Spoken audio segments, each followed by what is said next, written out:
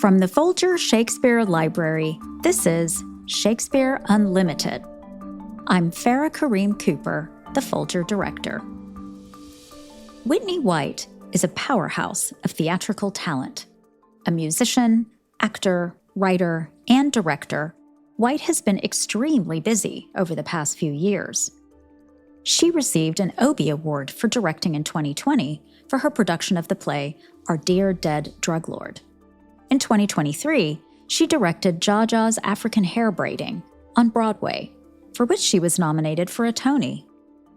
2024 found her directing two off-Broadway plays, Jordan's at the Public and Walden at Second Stage. In 2025, she directed Broadway productions of The Last 5 Years and Liberation. And another show off-Broadway, Saturday Church, featuring the music of Sia. And just a few weeks ago, she received an Obie Award for Sustained Achievement in Directing. Her work in 2025 included writing and starring in a musical reimagining of Macbeth, called Macbeth in Stride at the Brooklyn Academy of Music. And her play about Queen Margaret, titled By the Queen, was included in last year's Folger Reading Room Festival. Now, White has written, directed, and stars in a 4-play cycle at the Royal Shakespeare Company called All Is But Fantasy. Each short play in the cycle investigates characters in the Shakespeare canon from new angles. Lady Macbeth, Emilia, Juliet, and Richard III. White's original music weaves through the plays. When I close my eyes, I see exactly just what I need. When I close my eyes, I see ambition in front of me. The way that it goes, power's not supposed to look like me. But I need what I need. That was White singing Reach for It from her play about Lady Macbeth. Here's Whitney White in conversation with Barbara Bogave. So when I close my eyes, I see ambition in front of me. The way that it goes, power's not supposed to look like me. It's such a direct expression of raw ambition from Lady Macbeth in your song, Reach for It. What was the genesis of the song, and what was your in to a production centered on Lady Macbeth and the other women of Shakespeare? Well, my first end was just a deep love of Shakespeare. You know, I don't know if you'll meet a bigger Shakespeare nerd than me. Well, you probably will, but I'm just a part of that. You got a lot of competition. I know, I've got competition, but I do count those fellow Shakespearean nerds in my community. But the first time I read Macbeth, I was in a graduate program at Brown University, and I had been assigned the dagger scene. I was the second year in that program. And I read the scene, and I was like, wait a minute, what's the deal with this lady? And went back and read the entire play. And I remember I could not believe that she gets a letter, and then she jumps into action. That's it, you know? That's her first thing. She comes on stage, she gets a letter, and she goes, let's do this. And I thought that was incredibly contemporary and powerful. And I do think that the female experience is one that is powered by will. Like when I think about the things I've seen my mother and her sisters achieve in their lifetime and the obstacles they've overcome, like that's just will. Like something happens and you just decide to overcome it. So I was just very moved by the story. And when she does the Raven speech, it sounded like a rock song to me. And then I started writing Reach for It. So I would sit down and I would read each play, and I would just like hear music or think of a genre or think of an artist, and then write music, my own original music inspired by the genre I was hearing, you know, and each play has a different melody, has a different song, you know. What really hits me listening to that song and seeing you at work is female ambition and how historically it's been so threatening, perceived as so threatening and so dangerous and so subversive. Historically, and it still is. An aggressive, ambitious man is celebrated as a powerful alpha, and an aggressive, ambitious woman is so often just labeled a bitch or a witch to go way Yeah. back. So Yeah. is this something that you always identified with in Shakespeare plays, though, or is it what you wanted to restore to his texts? You know what it is? This is a great question. It's like, I just took an honest look at which plays were my favorite plays. And they are Romeo and Juliet, Othello, Richard III, and Macbeth.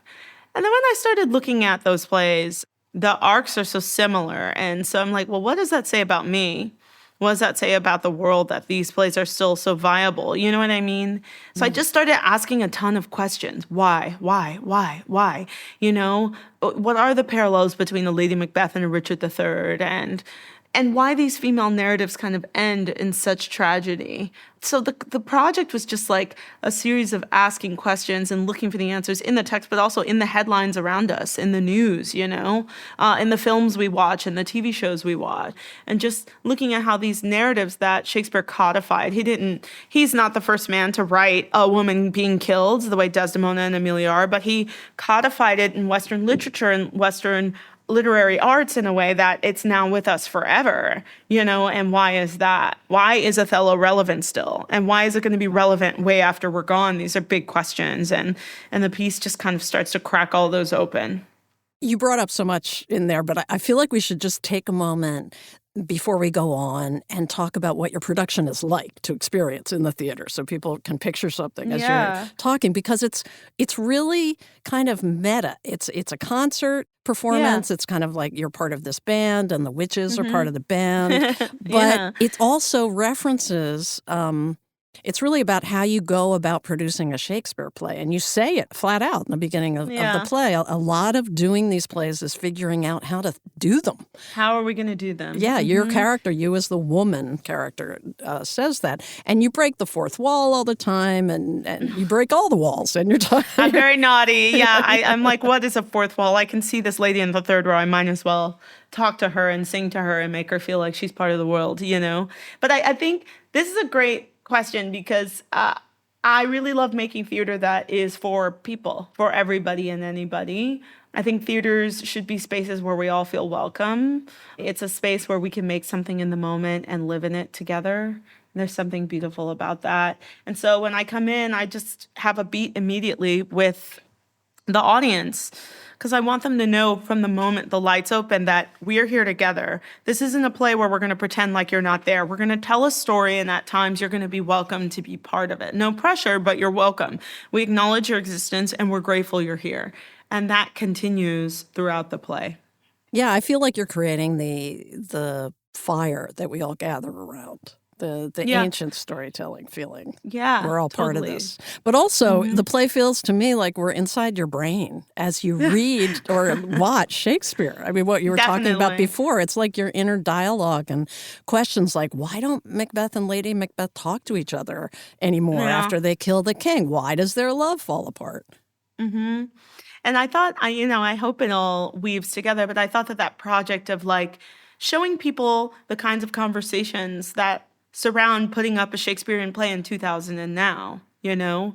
The RSC does so many productions every year, and I think the rehearsal process and how we mount these productions is really interesting because it gets really sticky, it gets thorny. If there's a Black woman in a Lady Macbeth role, what does that mean? And what kind of dramaturgical research has the team put in place to protect that actor and make sure the world is built for her? If you have a Black Juliet, which we've seen recently, in this modern, complicated time, what are we doing, right, to look after these people and make sure the plays we're building support their existence in the play, and on, you know what I mean? Total transparency. No elephants in the room. No elephants. Well, there's a couple elephants, but we're trying to deal with them anyway. Yeah. Yeah, I want to go back to something else that you said earlier about how you heard a soundtrack really to Shakespeare's heroines. Does each of Shakespeare's women characters have a certain sound or musical genre to you? Is that how you experience them when you're reading or watching them? Definitely. I mean, I think the woman from Winter's Tale who turns to stone, she sounds like Joni Mitchell. I think that Ophelia sounds like, a Schubert or Schumann lieder, Liebeslieder, which is a German kind of love song. I think that Lady Macbeth sounds like I Can Tina Turner in the Doors. I think that when I listen to Juliet, I hear like Courtney Love and post-pop punk princesses, Charlie XCX, and those kinds of women. And when I hear the women of Richard III, I just hear gospel. I hear women cursing, women crying, women trying to pray and change the world around them. And I really do think the especially the epic speeches, right? It's the epic speeches that really inspired the music. If you really get in there and do that text work, look at the words that are repeating, look at how the rhythm is building, it starts to have a vibe. It starts to have a feeling. And so I just tried to listen to that, and keep going. That's so interesting. It's like Shakespeare's synesthesia. I've never heard that. That's amazing. What about Emilia and blues? Poor thing. Okay, Oh. that's Iago's wife and accomplice, of course, Desdemona's maid, and she has two parts in your show. She's probably my favorite character of all of them. Because she's one of us. She's not a princess. She's not an idolized teen like Juliet. She's not a queen like Lady Macbeth or the women of Richard. She's not elite. She's a common woman. Mm-hmm. She's a common woman married to this guy who asks her, hey, get this handkerchief for me. Do something for me. And it gets her killed when she speaks her truth. And I think the Emilia feels the most immediate to me right now. And so it just sounded like blues, when you listen to Billie Holiday and Howling Wolf. You really get into the class issues in the play around Emilia. And in one of the songs, Desdemona wants to be friends. I'm making quotation marks. Friends the way someone who employs a cleaning person considers themselves friends. And no one working for someone else thinks of their boss as their friend. I think the words that pop out are friends, a word these women need around the class lines by any means. But with a power imbalance, how can that be? Yes. It did make me think that so much attention is paid in this play to the class difference and power imbalance between Othello and Iago, but the Emilia-Desdemona relationship is even more marked, yet it's unexplored. I know it's amazing. We come on and Desdemona is spoken about and called everything, a white ewe, a land carrot, a prize, perfection, skin whiter than snow. And my character comes on and I'm just a wife. Thy wife shall attend on her. And then the character pops forward. Her first moment isn't even her own line. And then by the end, she's killed by her husband. It is soaring. It is so heroic. Emilia's such a blues ballad to the unsung women to me in domestic abuse and like women who live in the shadows who risk their lives to speak the truth and then they pay for it. Well, yeah. Are you, when you're watching or reading Othello, are you always wondering why Emilia stays with Iago, this sociopath? Maybe she doesn't see that sociopathy, and their final scene, I don't want to give it away. He says, be wise, get thee home. Are you fool? Go home. Go, go, go. And I think the question of who did you marry and how much do you know about them is really the key to that, because when they're together, you don't see him abusing her. I'm sure it's obvious he's a dark guy, but I think the mystery of their marriage is the most honest portrait of marriage in the Shakespearean canon, because people's relationships really are a mystery, and then you read the headline in the news, woman killed by husband, and you're like, what was going on there? We will never know. So there's something very contemporary about it to me. There is, and there's something else that you brought up already. Let's talk about it, the dead girl trope. I mean, it's just as pervasive now as it was in Shakespeare's time. Yeah, so much of true crime and crime fiction leans on the dead girl fetish, and we've had many people. I can't watch any more of these true crime shows. The opening statement is like, a girl found. I'm like, Jesus, we're obsessed. Yeah. We are obsessed usually naked. With this narrative. Yeah. And that's, what I'm trying to question. Why are we so obsessed? Well, and that's what you're getting to. I mean, all Shakespeare's women in All Is But Fantasy, they all die by Act 5, as you point out. Juliet, Emilia, and Desdemona, Lady Macbeth, and Lady Anne, and Richard III. So how much does your inspiration to adapt these plays come from a desire to co-opt that cliche? Well, I can't. I think this is the deepest question I'm facing right now is like, I didn't change the endings. I just persist through all of them. I think it's incredibly brave for these portraits to exist in Shakespeare's work. He's showing us how the world can be. I think it's amazing that all his plays don't have fairy tale endings, that they have realistic endings.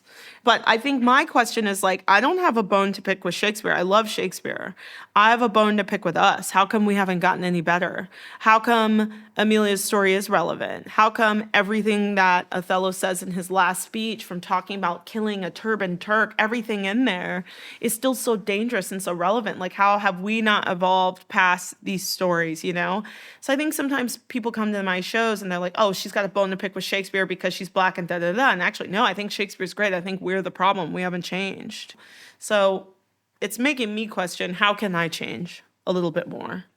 I'd like to talk about that, but I'd also like to talk about where you came from. I'm curious about your path to theater. When did you first know you wanted to be a performer? Oh, I think I was in the production of Rumpelstiltskin in the second grade. So who were you? I don't even know. I wasn't even like a character of note. I was just spinning gold in the corner, but I was like, I love this. And so then sweet. You were also in a church choir, right? Yes, I sang at my Catholic school. We had to do liturgical music, and back then you would get a hymnal, and so you would learn how to read music. And at the same time, my grandfather, he took me to an apostolic church on the south side of Chicago. And oh my gosh, that church is incredible. It's got 50 plus people in the choir, full band. You walk in, the lights are bright. There's joy and celebration, and the music's incredible. So I do think faith and sacred music definitely kind of fueled my love of art, and music was my gateway to all of this. And that's what you're bringing to these concert productions?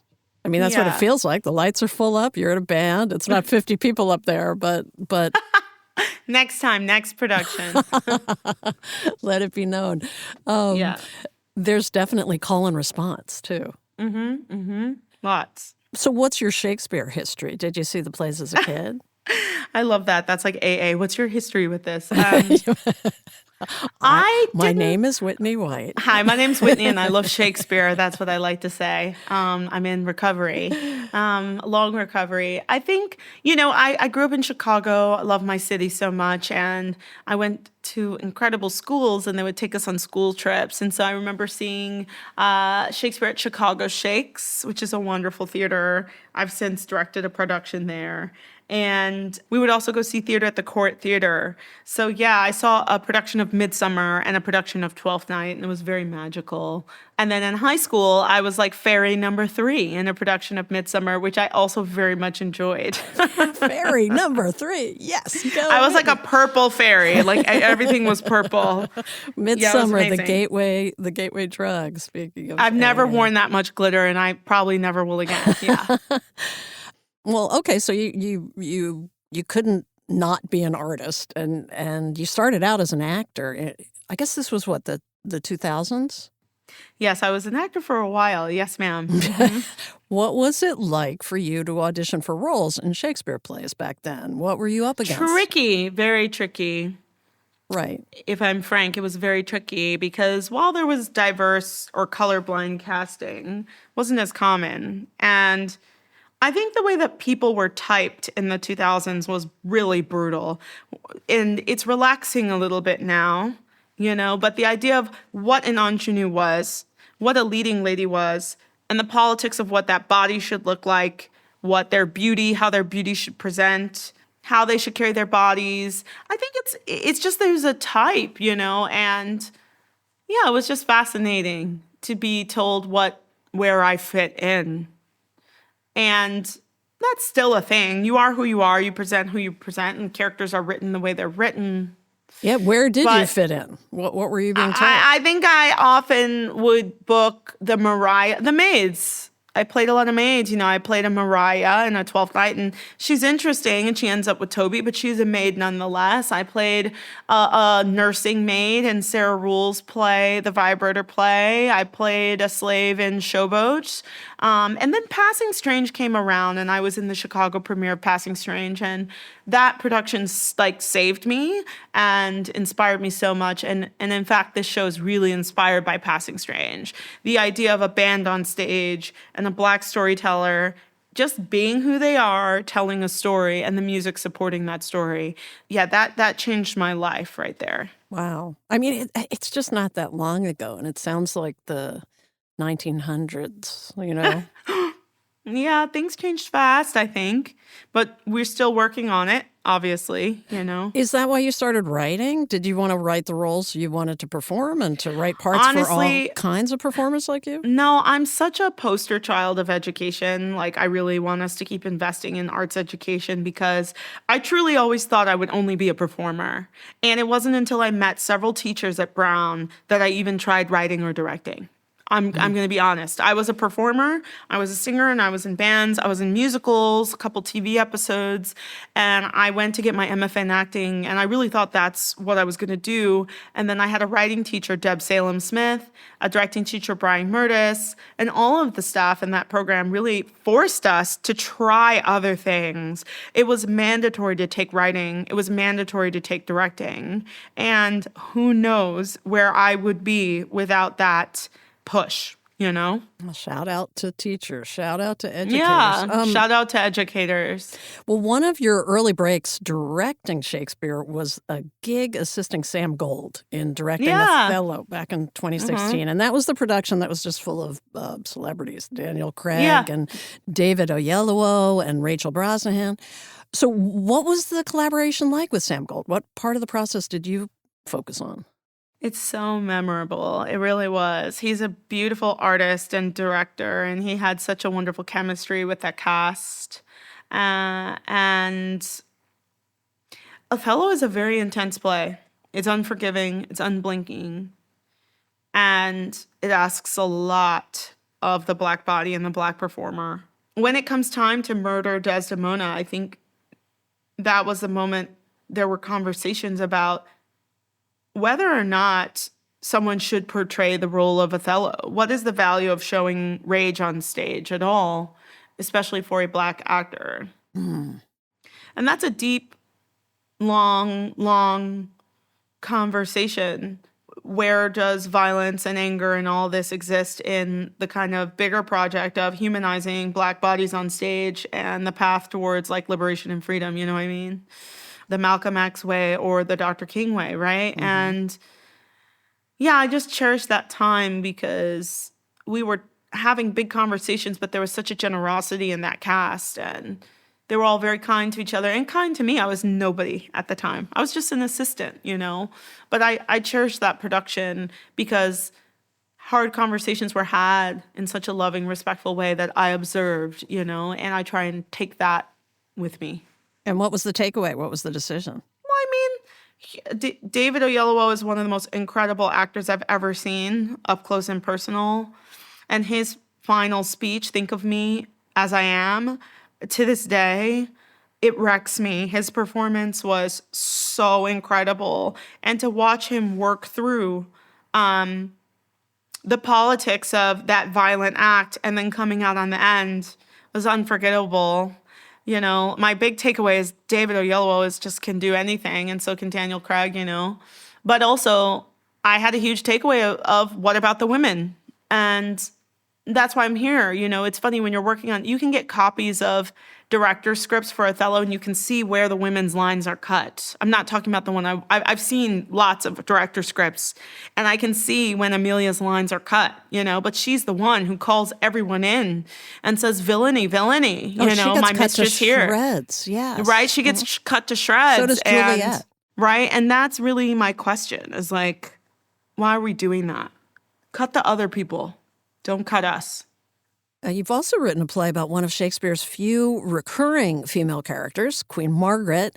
It's called By the Queen and was performed at the Hudson Valley Shakespeare Festival in 2024 and the Folger Reading Room Festival just last year. And it's a reimagining of the history plays and War of the Roses through the lens of Margaret's experience and her long life. So why Margaret? What does she mean to you?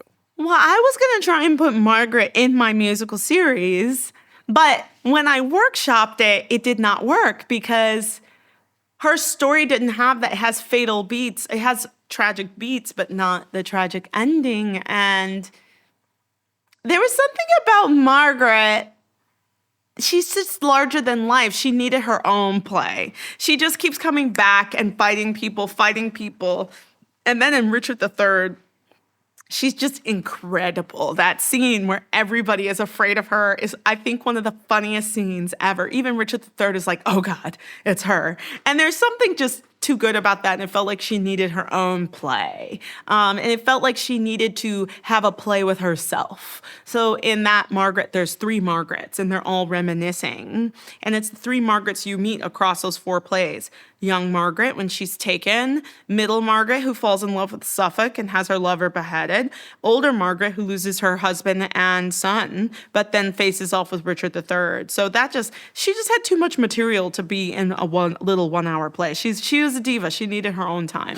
And she's a survivor. She's the one survivor. Yeah. I think you said somewhere that she reminded you of women in your family. Yeah, she just keeps going.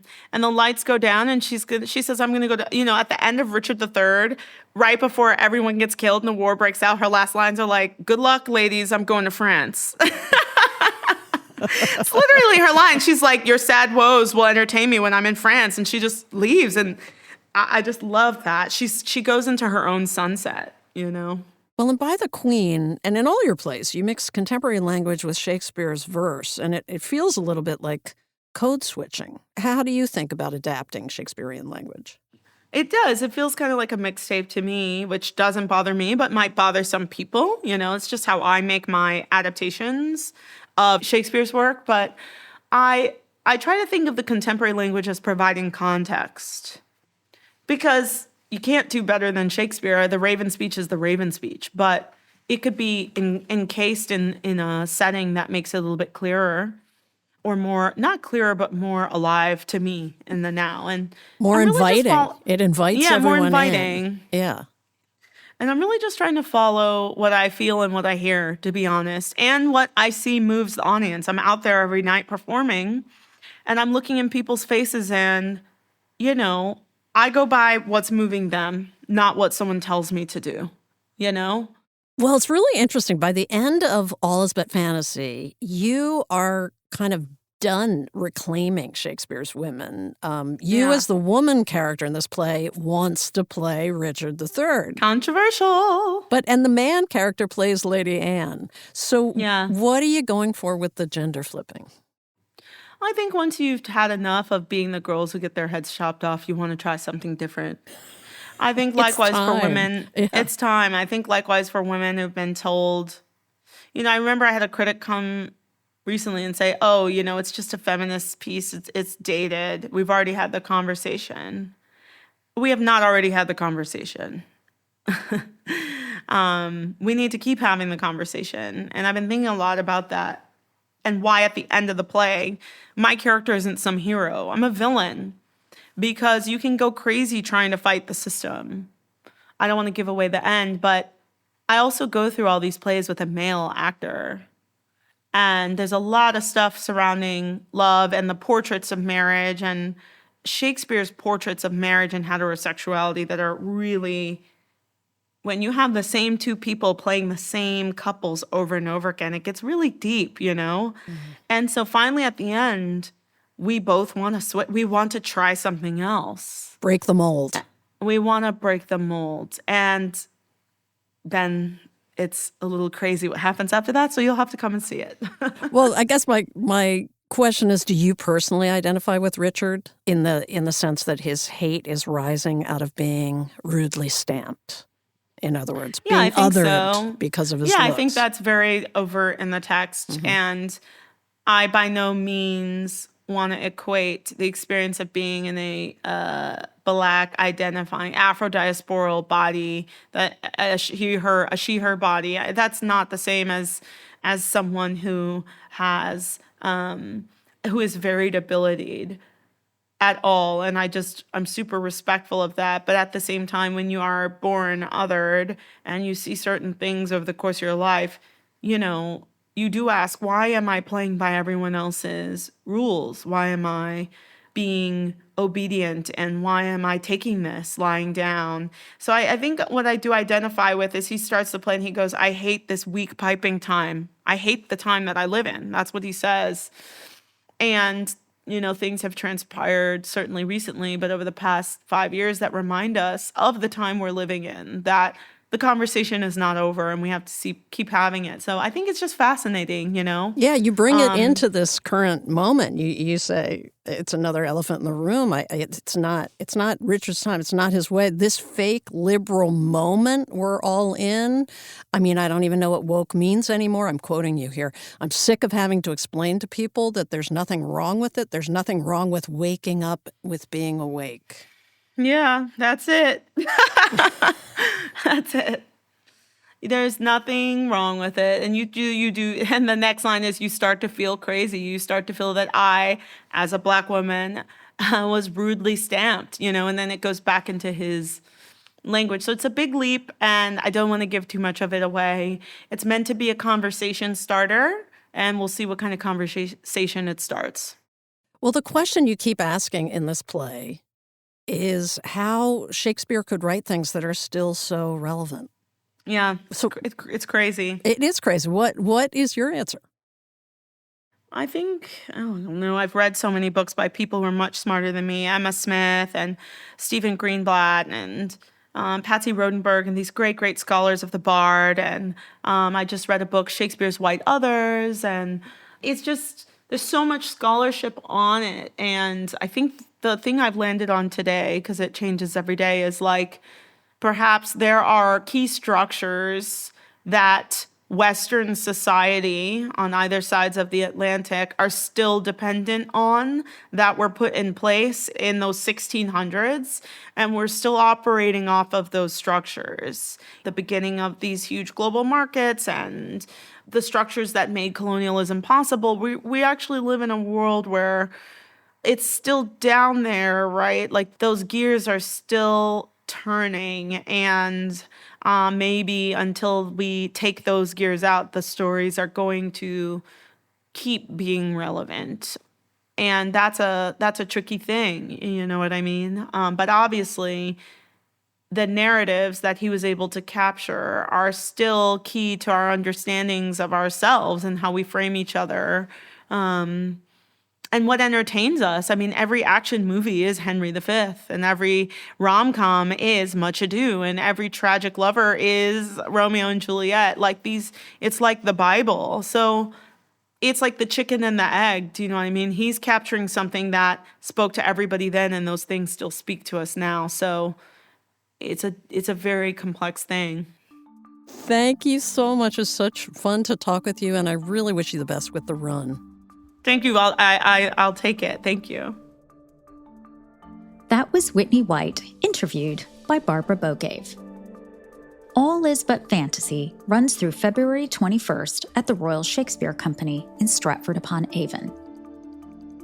This episode was produced by Matt Frasica. Garland Scott is the executive producer. It was edited by Gail Kern-Pastor. We had technical help from Melvin Rickerby in Stratford, England, and Voice Tracks West in Studio City, California. Our web producer is Paula Garcia Acuna. Leonor Fernandez edits our transcripts. Final mixing services provided by Clean Cuts at 3Cs Inc. If you're a fan of Shakespeare Unlimited, don't forget to subscribe on your favorite podcast app so you never miss an episode. Shakespeare Unlimited comes to you from the Folger Shakespeare Library. Home to the world's largest Shakespeare collection, the Folger is dedicated to advancing knowledge and the arts. If you're in Washington, D.C., come visit the Folger on Capitol Hill. come face to face with a Shakespeare First Folio in our exhibition halls, or take in a play in our theater, or enjoy our Quill and Crumb Cafe. We'd love to see you. For more information, visit our website, folger.edu. Until next time, thanks for listening.